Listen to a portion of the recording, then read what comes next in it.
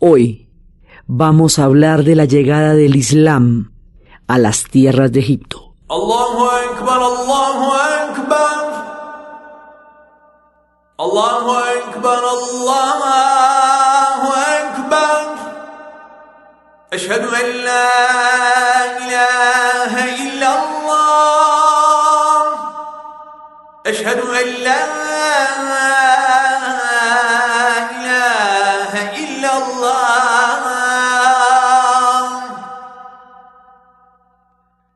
Ashhadu anna Muhammadan Rasulullah. La vez pasada habíamos visto cómo había llegado el cristianismo procedente de la Tierra Santa de Jerusalén y cómo el cristianismo, en su versión egipcia, los coptos, se había convertido en la fuente del nacionalismo egipcio frente a todos los cambios de influencia y de esferas de la zona y frente a la creciente importancia de Constantinopla. Ahora vamos a ver cómo va llegando de lo profundo de la península arábica la influencia del Islam y cómo poco a poco Egipto siempre va a ser importante en cualquier orden que le toque, cualquiera que sea la influencia que llegue. Egipto encontrará la manera de ser protagónico de esa influencia con el tiempo y de una u otra forma. En el tiempo de los cristianos va a tener una gran influencia por el recorrido de la familia, de la Sagrada Familia, cuando huían de la persecución de Herodes, y por el significado bíblico para los judíos de la salida de Moisés de Egipto, digamos, en todo lo que tiene que ver con la religión y con la fe. Egipto va a ser importante, y cuando lleguemos a la geopolítica, en cambio también. Ellos son importantes por definición en la historia, y siempre van a ocupar un lugar preponderante, sea cuales sean los órdenes históricos. Habíamos visto que esta gente es un pueblo devoto, un pueblo de fe. Esa condición mística, esa condición tan dedicada a lo sagrado, ese concepto de lo sagrado tan profundamente arraigado en el alma de los egipcios, hace que la llegada de las nuevas religiones tenga en Egipto un espacio espiritual preparado para entenderlas y para asumirlas y para hacerlas parte de su corazón, porque está en el alma egipcia rezar, y está en el alma egipcia adorar lo sagrado y la divinidad.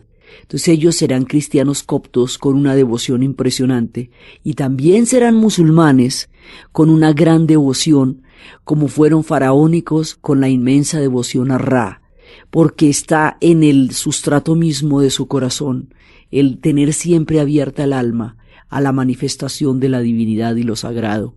Entonces el Islam va a venir de la península arábica, y el Islam aparece en el año 622, es cuando se cuenta desde el año 1 de la era islámica, cuando Mahoma va a tener la revelación en la cual el arcángel San Gabriel le dice que Alá le envía un mensaje y lo llama a peregrinar la nueva fe, a esparcir la nueva fe por la tierra. Inmediatamente Mahoma abandona su mundo de comerciante y empieza a predicar. A causa de la persecución, va a ser, desde la prédica lo van a perseguir. Esa persecución va a hacer que él tenga que huir de la Meca a Medina. La palabra árabe para huida se llama égira. Es así como se llama el año 1 de la era islámica, 622 del tiempo después de Cristo. Entonces, ¿qué pasa? Hay un tiempo bizantino que se llama la Roma de Oriente. Teníamos el Imperio Romano de Oriente y el de Occidente. El de Occidente cayó y eso ya se desbarató, chuliao. Ese ya está desbaratadísimo desde hace rato. Pero el Imperio Romano de Oriente vivirá 1000 años más. A ese Imperio Romano de Oriente lo vamos a llamar Bizancio. Ese va a ser, y su capital va a ser Constantinopla. Lo que hoy, bueno, Constantinopla, eso hoy por hoy es Estambul, pero va a ser Constantinopla. Entonces, ellos van a durar más o menos desde el año 300 hasta 1453, cuando los turcos se tomen Constantinopla. O sea que durante todo el tiempo de relato existe el Imperio Bizantino con una magnificencia impresionante. Mientras tanto, de otro lado de la historia, surge la influencia del Islam y el mensaje de Mahoma, en el 622. Entonces, a partir del 622, el imperio bizantino, que ya llevaba un rato puesto allá, va a correr paralelamente, como ríos profundos en la historia de Oriente, con el mundo del Islam. Y van a verse influenciadas las mismas zonas, y van a encontrarse en límites entre una fe y otra, que van en muchos casos a coexistir y en otros casos a combatir, pero que en todo caso van a tener un tiempo simultáneo en la historia a partir del 622, con un mundo que ya existía y que estaba ahí, y que ahora va a ver con asombro la llegada de una fe, una nueva religión. Entonces Mahoma predica, y Mahoma trata de organizar las tribus del desierto, y Mahoma va a escribir el Corán, pero el Corán es una revelación de Alá. O sea, la perfección del Corán, en comparación con Mahoma, que era un hombre, un humilde comerciante, muestra que Mahoma fue la pluma a través de la cual Alá dictó las 114 suras que conforman el Corán, en árabe, en la lengua sagrada, el árabe. Entonces, este va a ser el testimonio del profeta. Los musulmanes, muslim significa el que se somete a la voluntad de Alá. Ellos no son mahometanos porque no son de la religión del profeta. Ellos son musulmanes porque son de la religión de Alá. Y el profeta es aquel a través del cual se hizo posible para su pueblo conocer la voz de Alá, el pensamiento de Alá. Entonces, por eso, cuando el Islam se organice alrededor de los 5 pilares, uno de ellos va a ser la profesión de fe. Alá es el único Dios y Mahoma es su profeta. Entonces, estas también son religiones del libro. Los musulmanes reconocen un origen común con Abraham, porque Abraham tuvo 2 hijos, uno con su esclava Agar, que es Ismael, y otro con su esposa, Sara, que es Isaac. Ismael es el padre de los árabes, Isaac es el padre de los judíos. Entonces ellos reivindican un origen común. Así que las 3 religiones, el judaísmo, el cristianismo y el islam, tienen orígenes comunes, reconocen todas la paternidad de Abraham, de su estirpe. Vienen del mismo tronco, pero tienen diferentes evoluciones históricas. Entonces la evolución de todo el Islam se va a dar a través del texto del Corán y a través de la vida y el ejemplo de vida de Mahoma. Entonces Mahoma va de ahí en adelante a desarrollar una especie como digamos de santidad espiritual. Su vida será un ejemplo. Y va a haber unos versos, unos comentarios que Mahoma va a hacer al Corán, que se llaman la Suna, que es una mezcla entre los comentarios que se harían del Corán y el ejemplo de la vida de Mahoma.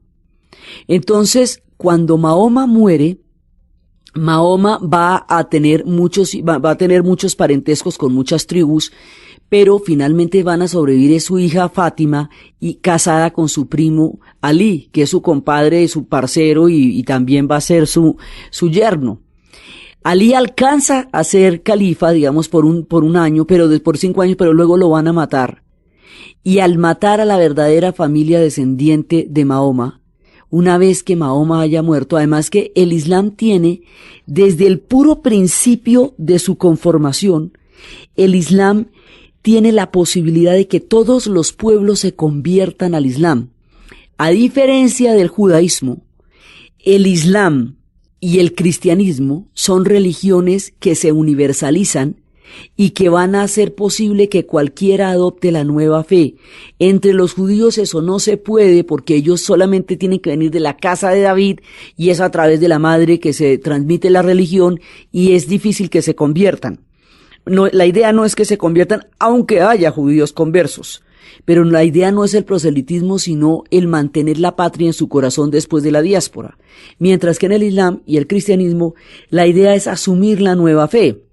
Entonces, recién Mahoma apenas está fundando todo cuando va a llegar el primer muezín, que es un esclavo abisinio, que va a trabajar con él y va a predicar con él, y eso nos muestra cómo esclavos, hombres libres, abisinios, etíopes, africanos, en el futuro todo el mundo encontrará cobijo bajo la fe del Islam, porque la fe del Islam no distingue de dónde viene la gente, sino que tan grande es su fe y su devoción. O sea, el carácter, la capacidad plural de aceptar cualquier pueblo de diferentes orígenes está implícita en el momento mismo de la creación del Islam. Cuando muere Mahoma, entonces ahí no se sabe cómo va a ser la descendencia. Entonces primero viene Ali, pero como Ali lo van a matar y a la familia la van a matar, entonces la descendencia queda, digamos, entre paréntesis, queda en punta. Entonces frente a esto va a haber dos soluciones. Una puede ser que se busque, digamos, la sanguinidad del profeta, sí, la casa de Dios, y otra puede ser que se busque una manera jurídica de solucionar el problema de la descendencia.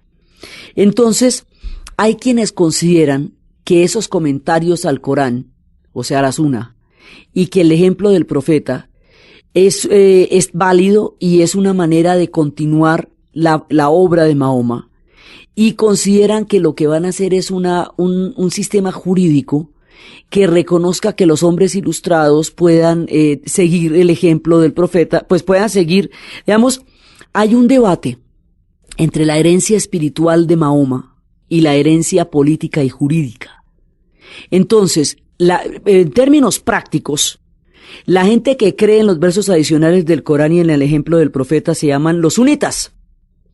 Y los que piensan que la verdadera descendencia del profeta quedó truncada con el crimen de Fátima y Ali, y es solamente a través del seguimiento espiritual del profeta que se puede tener una verdadera descendencia, se llaman chiitas.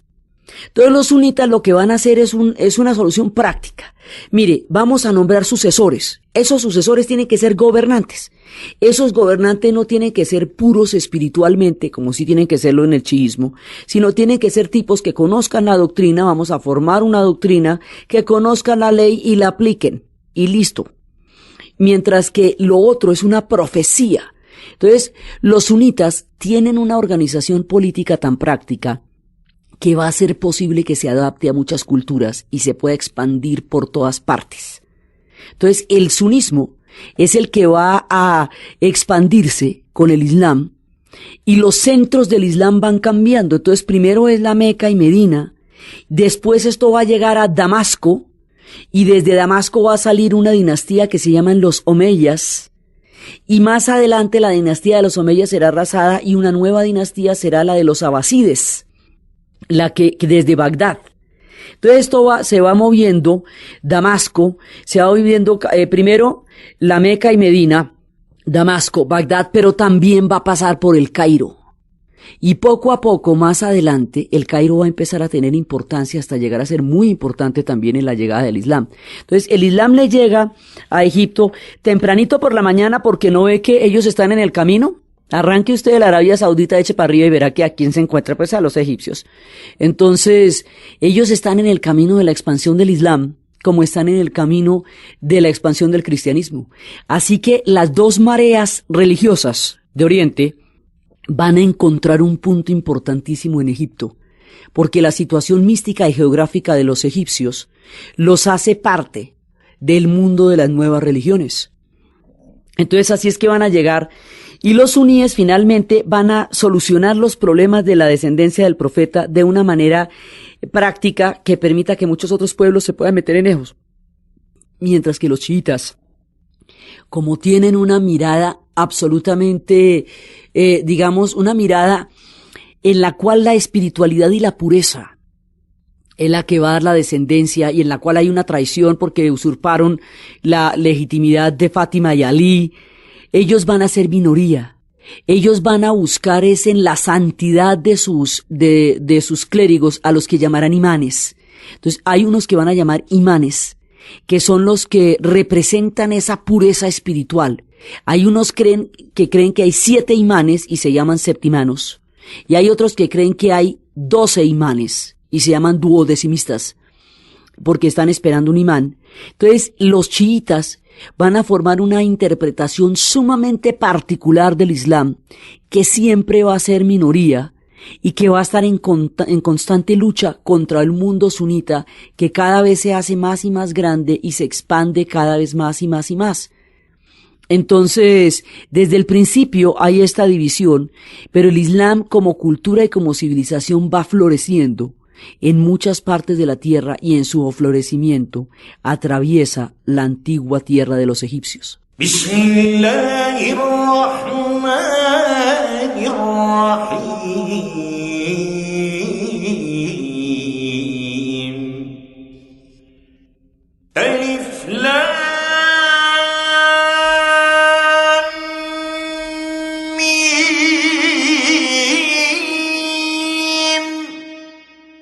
ذلك الكتاب لا ريب فيه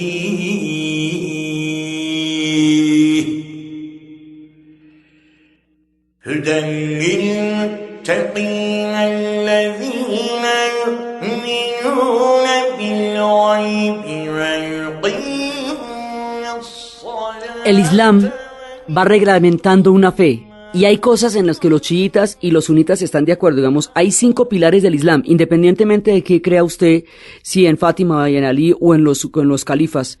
Hay 5 pilares del Islam, que la profesión de fe, la de que Alá es el único Dios y Mahoma su profeta. El ayuno del Ramadán, que significa tener calor. El Ramadán está hecho con los calendarios lunares y no se puede variar y no se adapta a los calendarios solares. Por eso cae en diferentes tiempos de acuerdo con nuestro tiempo, porque es el calendario solar. Es un ayuno que empieza desde el momento en que el día, en que se oculta, el que el sol sale hasta cuando el sol se oculta.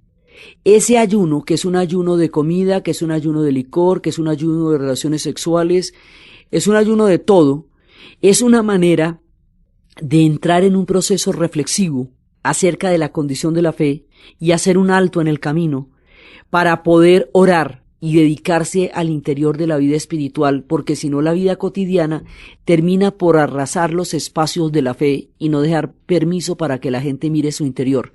Es un tiempo de una mirada interior.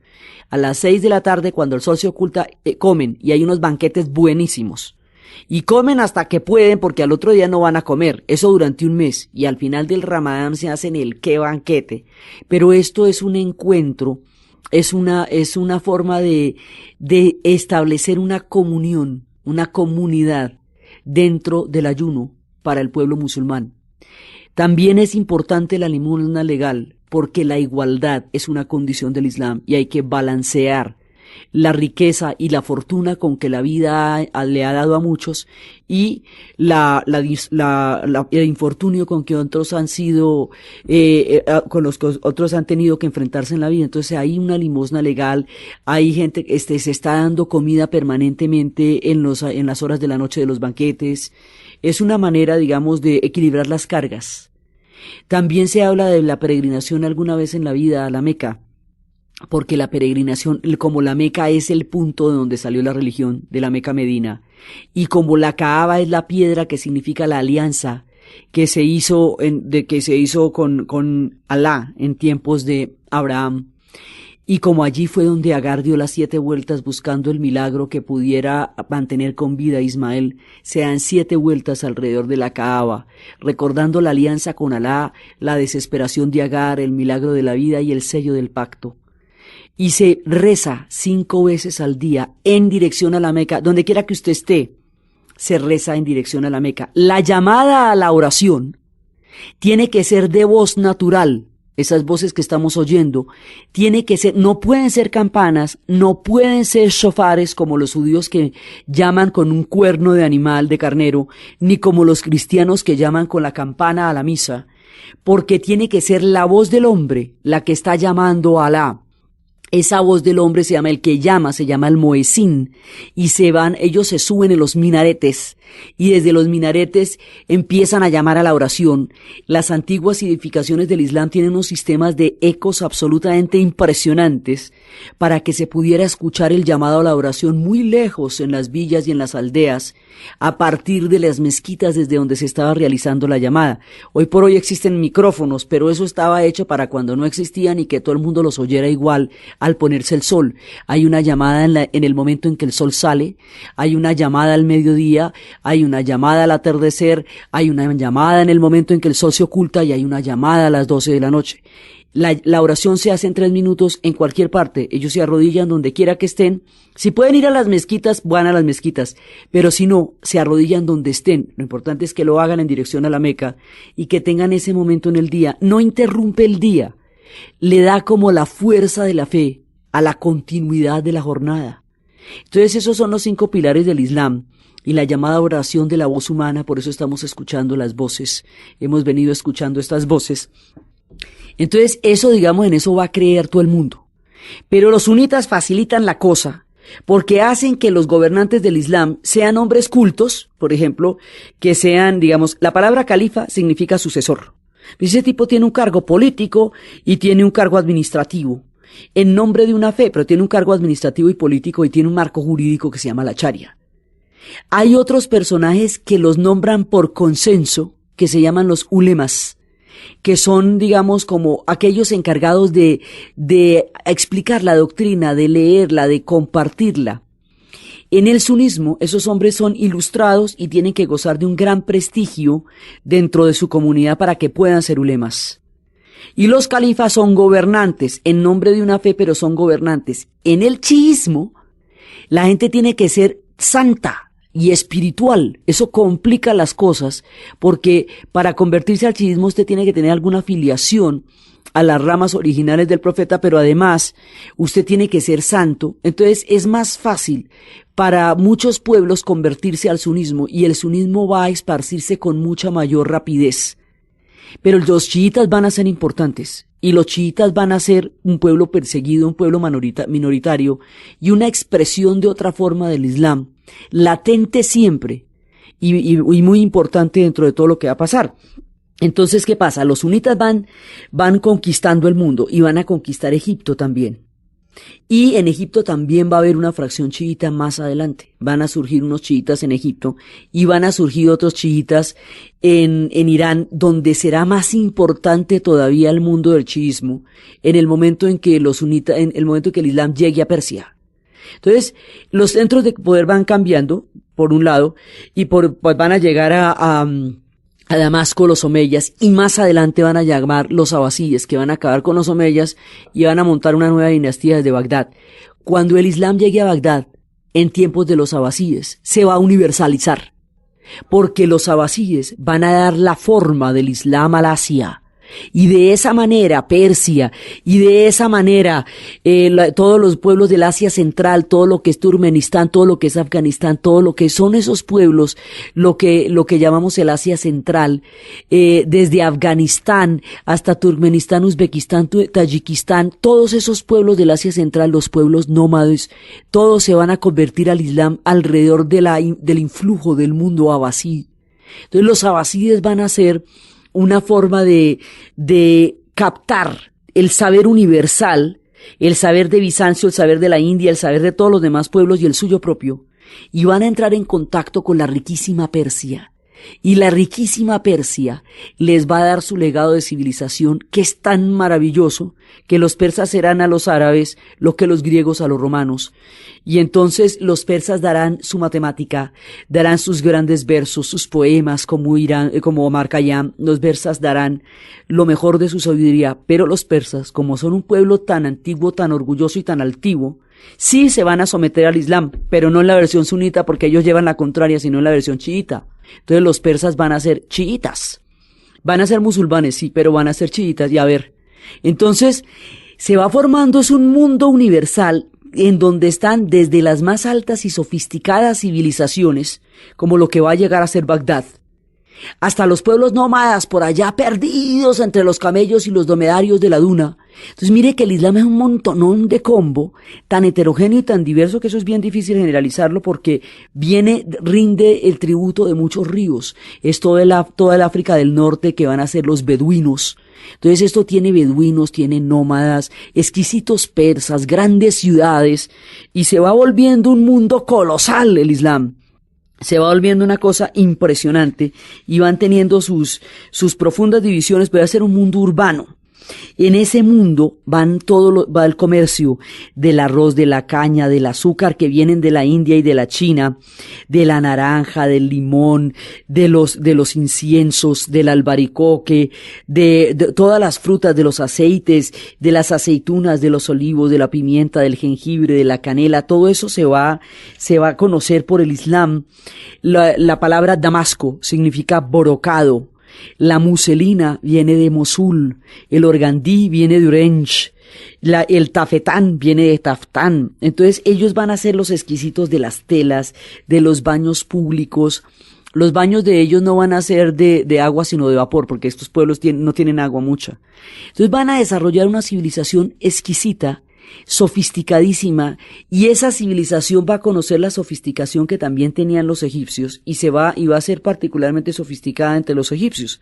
Entonces resulta que hay otra parte del Islam que no son ni los sunitas ni los chiitas, sino que son los sufíes.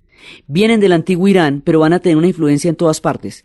Los sufíes son los que consideran que su práctica del Islam está hecha a través de la emoción, a través del amor, a través del éxtasis, a través del puro misticismo, de la profunda espiritualidad. No son institucionales.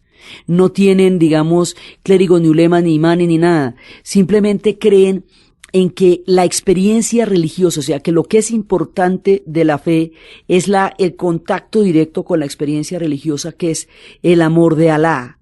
Entonces, ellos son preislámicos, pero se van a asimilar al Islam y van a encontrar, ellos son los que dicen que el mundo es un océano de amor cósmico y que todos somos receptores del amor y que podemos dar y recibir amor todos los seres vivos y que el amor es un fluido, que ellos lo que dicen es que el ser humano es un ser humano fundamentalmente afectivo y conoce el amor mucho tiempo antes de conocer la razón, y sin amor no puede vivir. Por eso los bebés que no se sienten queridos se mueren, y por eso un bebé lo primero que necesita es afecto y no carreta.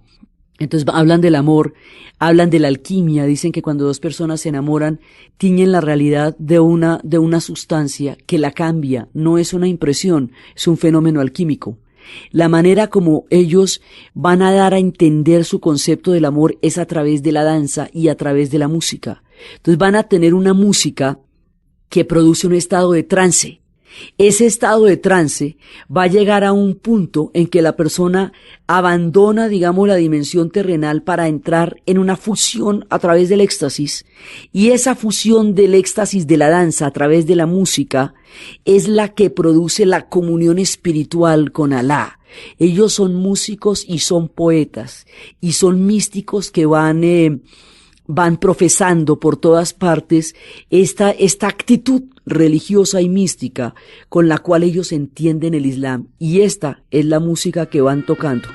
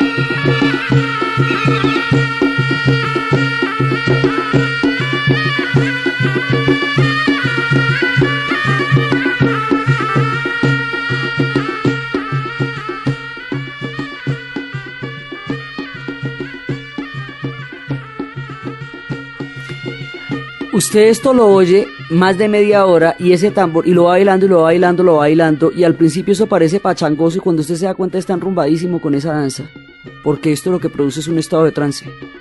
Entonces la danza, ellos se toman de los brazos y bailan en una fraternidad y en una alegría y en un compartir la espiritualidad, y eso los va llevando al trance, y es a través de la danza como van llegando al trance.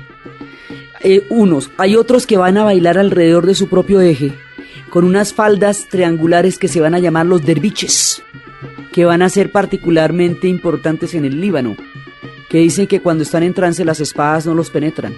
Pero de lo que se trata el sufismo es de vivir la espiritualidad con un gozo, con una alegría tan pletórica de amor y de misticismo, que la alegría máxima sea profesar la fe en Alá.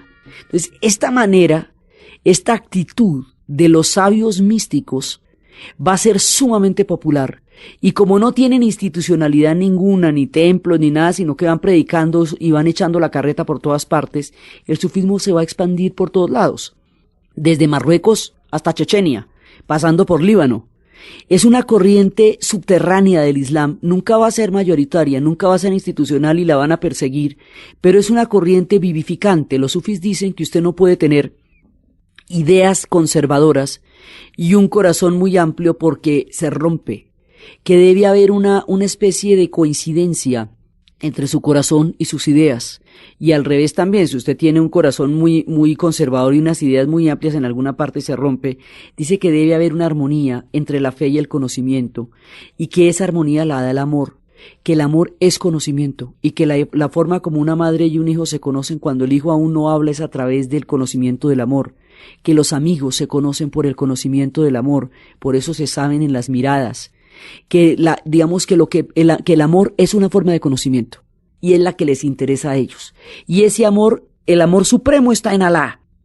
Pero todo el amor entre los hermanos, entre los amigos, entre los amantes, entre las madres, entre los hijos, entre las plantas a las que se riega con cariño, entre los animales a los que se adora y con los que hay camaradería, todas esas formas de amor son el regalo que nos da Alá. Alá nos ha regalado ese amor para mostrar cómo es de profundo el amor que nosotros tenemos en Alá. Y entonces este camino es un camino de búsqueda interior, de luz y de búsqueda del amor, una actitud mística, profunda, que difiere, o sea, que es distinta al surgimiento y al seguimiento de los sunitas y los chiitas que están buscando la doctrina del Islam.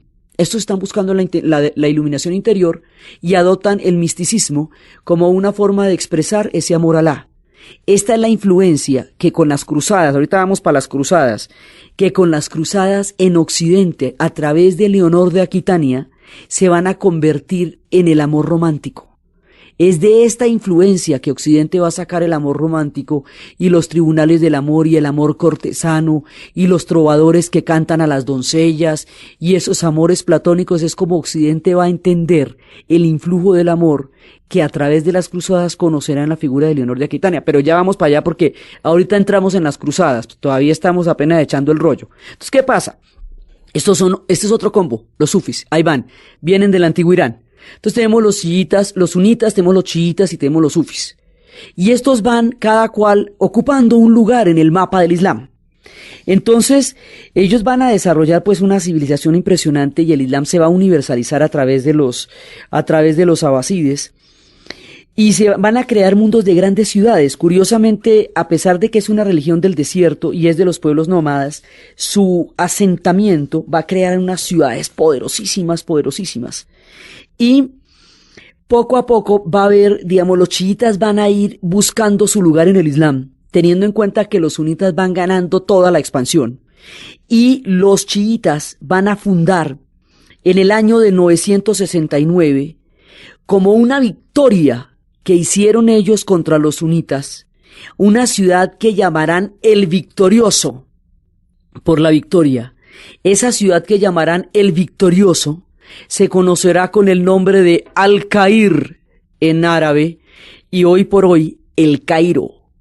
La ciudad del Cairo, fundada en el 969, tiene más de 1000 años de conocer los soles de la historia, de ver las grandezas y de ver los pasos del tiempo bajo los soles de Egipto. Entonces ahora un nuevo tiempo ha llegado y Al-Cair, el victorioso, se va a erguir como una ciudad magnífica, llena de mezquitas y de minaretes, todo el tiempo acunada por la arena del desierto que le da un tono amarillo, que si usted lo ve parece como parte de un paisaje cósmico gigantesco, porque es el color del desierto es el que le da el color a las mezquitas del Cairo. Entonces el Cairo nunca la van a conquistar y finalmente el Cairo nunca la van a destruir. Es como esta ciudad no va a ser destruida, le va a pasar como a Roma, que se vuelve el testimonio de las capas y las capas de las civilizaciones de los tiempos. Entonces, el Cairo va a conocer todos los esplendores, todas las geopolíticas, todas las tramas, todos los complots, toda la fe, toda la civilización. Y el Cairo será una ciudad magnífica desde los tiempos del victorioso de los chiitas hasta la actualidad, donde tiene 20 millones de habitantes y se ve desde los grandes puentes y las grandes avenidas construidas en la era de Nasser, con estatuas de Ramsés II que miden más de 8 metros, con mezquitas y minaretes y el oído y la llamada de la oración, y se mezcla el mundo del Islam con las campanitas y con las llamadas de los coptos y con las iglesias coptas que están en todas partes y con los mundos faraónicos que dejan su testimonio y con el progreso de la era moderna y con los zocos que son los bazares y con la cantidad de especias que se venden en la calle en montañas de colores y con las telas de todas partes y con los sabores de esa comida, y van creando un mundo fascinante, y las grandes ciudades del Islam serán un mundo impresionante de calles estrechas para que pasen los camellos, un mundo por donde pasarán todas las historias pasarán los tapetes, pasarán los brocados, pasarán los inciensos, y el testimonio de toda esa cantidad de riqueza histórica está en Al-Cair. Esa es una de las ciudades que va a ser importantísima hasta llegar a convertirse ella misma en un califato. Entonces, en esta mitad de nuestra historia van a llegar los chiitas a fundar el Cairo, siendo que los sunitas de rato pasaron por ahí y son la mayoría, pero los chiitas van a fundar Al-Cair, el victorioso, y los chiitas van a empezar a planear una especie de ataque en el cual van a entrar en un momento dado. Los chiitas tienen su propia historia. Una es cómo van a atacar los principales centros del sunismo para imponer su fe sobre su versión del Islam, porque ellos son musulmanes. Y por el otro lado, los chiitas están en Egipto y están en Irán, están en Persia. Entonces, desde Persia, ellos van a crear un mundo y van a crear una fortaleza. Va a haber, un viejo de la montaña, y ese viejo de la montaña va a crear una fortaleza que se va a llamar el Alamut. Esa montaña del Alamut nos la va a contar una novela que lleva ese nombre, que la escribió un esloveno que se llamaba Vladimir Bartol, que murió en 1967, que era un espíritu libre, y como la escribió en esloveno, de aquí a que todo el mundo se enterara que decía eso, y va contando la historia de la fortaleza de la montaña, y decía que atrincherados en la ciudadela del Alamut, auténtico nido de las águilas de las alturas del norte de Irán, estaba Hassan ibn Abab, el viejo de la montaña, que era el jefe de una secta caracterizada por el fanatismo, que libraba una guerra santa contra los turcos y que estos amenazaban con imponer su dominio contra los sunitas. Entonces hay una serie de luchas internas. El Alamut va a ser una lucha importantísima porque desde ahí van a crear la secta de los asesinos de los viejos de la montaña, y la historia de esta novela es contando cómo se enfrentan el fanatismo religioso con el terrorismo de Estado, y estamos hablando de épocas muy remotas, y esa secta va a ser famosa porque prometerá a sus fieles un paraíso de hermosas mujeres y de hashish a cambio de sus ataques suicidas contra los sunitas. Y eso es una de las variantes. Más adelante, en otra novela, en la novela de Amir Maluf Samarcanda, nos contará cómo el nieto del viejo de la montaña se convertirá al pacifismo y dará fin a la secta de los asesinos. Entonces, el sunismo está gobernando, pero los chiitas tienen mucha manera de estar existiendo al interior de este mundo sunita. Una va a ser a través de Irán, a través de toda la experiencia de esa historia que nos la va contando este hombre que fue en sí mismo un espíritu libre y que entendía su tiempo desde las antigüedades. Y otra son los chiitas que fundan el Cairo. Los chiitas fundan el Cairo, Al-Cair, ¿sí? Y en ese momento ellos van a tener una avanzada que van a llegar a tomarse la Meca, van a tomarse hasta Damasco, un ratico tuvieron Jerusalén, bueno, una cosa impresionante. Y ellos van a, en un momento dado, ellos van a tener un control sobre los principales centros del Islam que estaban en manos de los sunitas. Entonces los sunitas se recontrapellizcan y van a hacer una contraofensiva para sacar de allí a los chiitas que están ganando la batalla, que ellos ya tenían ganada desde hacía mucho tiempo. Ese contraataque suní se va a hacer con tropas turcas, porque los turcos también están convirtiéndose en Islam y son los turcos selyúcidas. Entonces, cuando se produce esta guerra entre los chiitas que desde el Cairo arrancaron una ofensiva a la tenaz y los turcos, los selyúcidas, que van a contraatacar, en ese momento la peregrinación a Jerusalén se ve interrumpida porque los peregrinos los mata porque no están en qué tropel ahí. A Jerusalén van los cristianos a que se les perdonen sus pecados. La peregrinación a Jerusalén es el centro de la fe cristiana. En el momento en que esta disputa entre los selyúcidas y los chiíes rompe el paso a Jerusalén, es cuando se declara desde el otro lado del mapa una cosa que se va a llamar una guerra santa, que se va a llamar una cruzada. Y empiezan las cruzadas, que son movilizaciones armadas de ejércitos para reconquistar las tierras santas que consideran que están en manos que al estar en manos de los musulmanes no están, digamos, como deben ser en manos de ellos. Entonces empiezan las cruzadas. Van a haber 8 cruzadas y empieza todo el avance. Esas cruzadas tienen su epicentro en Francia fundamentalmente y en Inglaterra y se llaman los francos. Durante la época de las cruzadas, durante las diferentes cruzadas, es que van a aparecer las figuras, primero de Leonor de Aquitania en la primera cruzada, que es la que va a conocer a los sufís y a través de los sufís llevar la idea del amor romántico a Occidente, y es la que va a hacer los tribunales del amor, en la cual usted va con el corazón roto y el tribunal del amor falla quien le rompió el corazón al otro. Ya en esa época, la Edad Media, llevaba mucho tiempo las mujeres encerradas y solas en los castillos, han creado un mundo porque los hombres ya no han vuelto, y ese mundo se va a llenar de trovadores y se va a llenar de poetas y va surgiendo el amor cortesano. Cuando los franis, los ingleses y los franceses, van a llegar a tierras, a lo que ellos llaman tierras santas, que son Jerusalén, Damasco, que son toda esta parte de nuestro relato, se van a dar cuenta que los bárbaros son ellos. Se van a encontrar unas ciudades magníficas con estas sedas y estas muselinas. Esto ya es en Oriente, digamos, los árabes, ellos ya comían con cubiertos y los otros comían con la mano. Se van a encontrar con un pueblo tan sofisticado que mientras ellos tienen a sus mujeres con cinturones de castidad de hierro en estos castillos, aquí están las sedas y los harems. Ellos quedan descrestadísimos. Y ese descreste va a permitir muchas formas de conocimiento que estaban trancadas porque se había roto el flujo entre Oriente y Occidente. En toda esa época es que van a llegar los textos, las traducciones de Aristóteles por la vida del Califato de Córdoba, y va a llegar el amor romántico por la vida de Leonor de Aquitania, y muchas cosas sofisticadas. Van a encontrar que los árabes tienen universidades, van a encontrar que aquí había un mundo impresionante. Los árabes de la época del Califato de Bagdad conocían la cámara oscura, el álgebra, la alquimia, los algoritmos, conocían una gran cantidad, y conocían la medicina, trasplantes de córnea, conocían una cantidad de cosas que no se conocían en el medioevo de Occidente. Van a entrar en contacto con una civilización impresionante y se van a dar cuenta que ellos, digamos, eso les va a correr los perímetros de medición del mundo, porque en ese momento la civilización florecía en el mundo de los abasides. Entonces, y en el mundo del Islam. Entonces empiezan las cruzadas, y en esas cruzadas es donde van a aparecer una cantidad de personajes.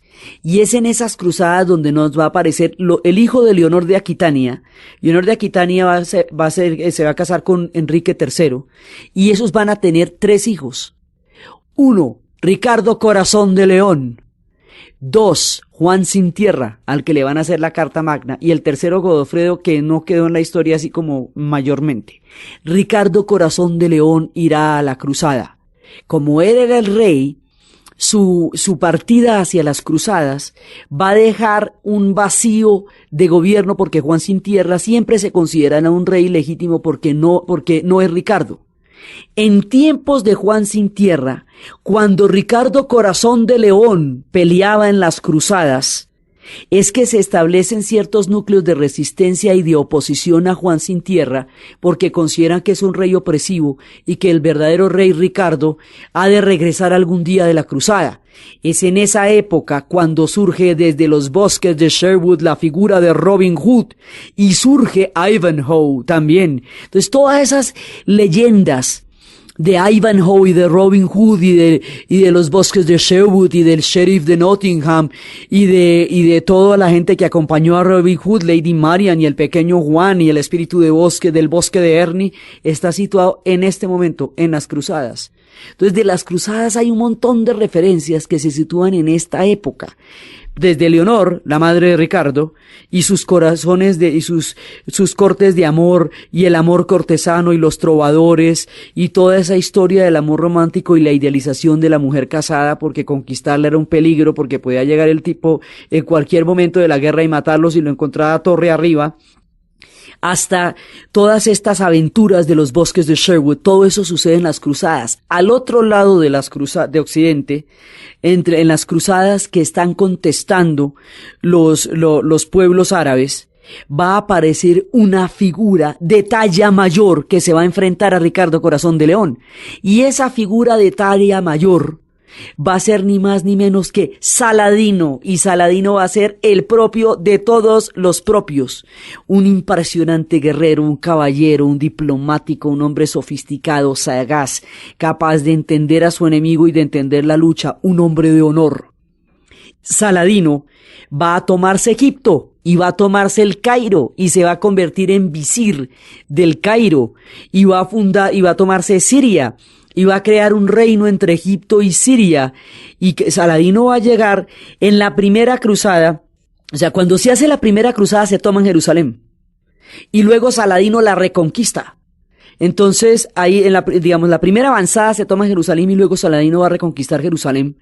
Y de ahí en adelante las cruzadas van a tener un montón de tiempo de tablas. Como son varias, entonces Saladino va a estar en las diferentes, son muchas cruzadas. Entonces, a partir de eso va a surgir la figura de Saladino, y la figura de Saladino va a ser el protagonista de las grandes cruzadas. Él arranca en la segunda, en la primera era de Leonor, pero arranca en la segunda, y es cuando se incorpora a los ejércitos de Nur el-Din, y de aquí en adelante él se va a convertir en la figura que va a dar el mundo de las cruzadas. Él va a estar también cuando comienza la tercera cruzada, y él va a ser un hombre que a través de la astucia del honor y la sagacidad militar va a terminar definiendo en última la situación, tanto de Egipto como del Oriente, tanto de los reinos cristianos que aún existen en esas tierras de Oriente, como del Islam, como del carácter árabe, que de aquí en adelante va a tener la historia de Egipto, porque con la llegada del Islam tiene un carácter musulmán, pero con la llegada de Saladino va a tener un carácter árabe. Entonces el Egipto que la vez pasada nos quedó copto, esta vez nos queda islámico, y ahora con Saladino árabe, y el mundo árabe va a llegar al mundo de los egipcios. Y Saladino, con su fortaleza, la fortaleza que hoy existe todavía en la ciudad del Cairo, con su gran audacia, se va a volver una figura romántica tanto en Oriente como en Occidente, y va a dar lugar a una cantidad de literatura romántica cuando surjan los movimientos de los románticos en Occidente, porque es una figura de una talla colosal. El hombre que hace esta fusión de la cultura egipcia con la cultura árabe es Saladino. Y es a través de él que los egipcios toman este rumbo de la historia donde todavía se encuentran, que es el rumbo del mundo árabe y del mundo islámico. Como los cruzados van a tratar con igual rudeza y sin distinguir a los cristianos que a los musulmanes, van a arrasar, van a acabar con todo el mundo y van a asolar ciudades enteras. Los coptos se van a unir con los musulmanes, porque para ellos en última son más enemigos los cristianos de Occidente, que no respetan nada, que los musulmanes con quienes habían convivido en perfecta paz, porque el Islam no reñía con la religión copta de ninguna manera. Eso va a hacer que los coptos y los musulmanes, desde entonces y hasta el sol de hoy, convivan en perfecta armonía y respeto, dentro de la tierra de los egipcios y los dos conformen parte del mosaico histórico que es el Egipto actual. Entonces, esas cruzadas los van a unir, los van a hermanar en un mundo egipcio y en un mundo capaz de convivir. Y esa fusión, ese mutuo respeto surgido de esas épocas se mantiene en la actualidad. Entonces, el mapa de Egipto se hace mucho más complejo, mucho más variado y heterogéneo, pero muy posible porque de todas maneras se respetan los unos a los otros.